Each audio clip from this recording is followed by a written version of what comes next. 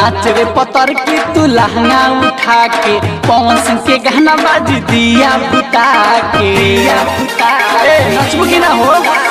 नाच रे पतर की तू लहंगा उठा के पवन सिंह के गाना बाज दिया बुता के ढोरी टाइट बाटे छुआला पे छटकेला चोली में चाड़ी लगाओ भाई लाउंसर दोनों जो बनाई लटकेला चोली में चाड़ी लगाओ भाई लाउंसर दोनों जो बनाई लटकेला चोली में चाड़ी लगाओ भाई लाउंसर दोनों जो बनाई लटकेला चोली में चाड़ी लगाओ भाई लाउंसर दोनों जो बनाई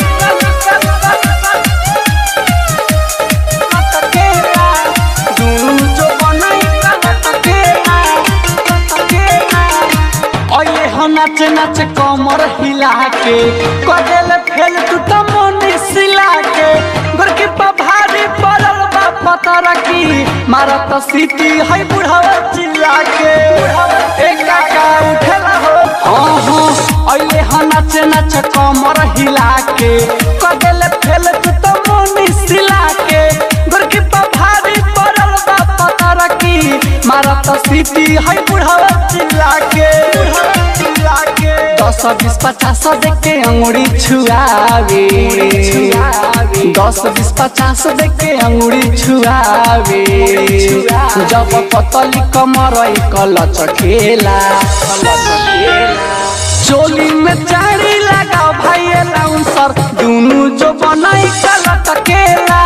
चोली में चाड़ी लगाओ भाई लाउंसर दोनों जो बनाई लटकेला चोली में चाड़ी लगाओ भाई लाउंसर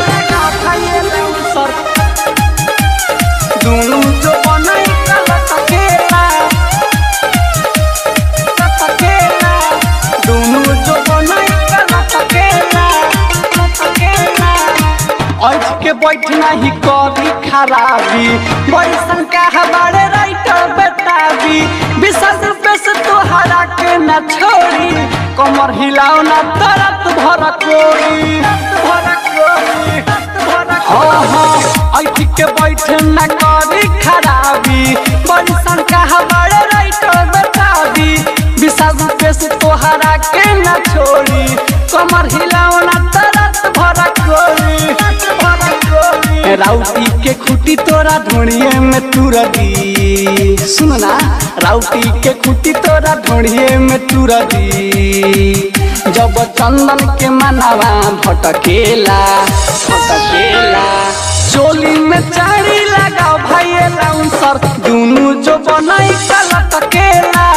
चोली में चाड़ी लगाओ भाई लाउंसर दोनों जो बनाई लटकेला चोली में चाड़ी लगाओ भाई लाउंसर दोनों जो बनाई लटकेला नाच रे पतर की तू लहंगा उठा के पवन सिंह के गाना बाज दिया बुता के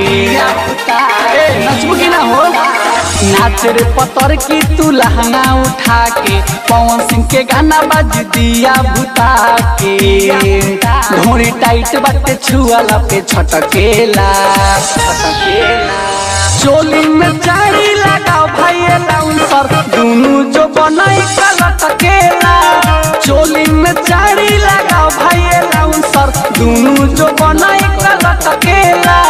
चोली में चाड़ी लगाओ भाई लाउंसर दोनों जो बनाई लटकेला।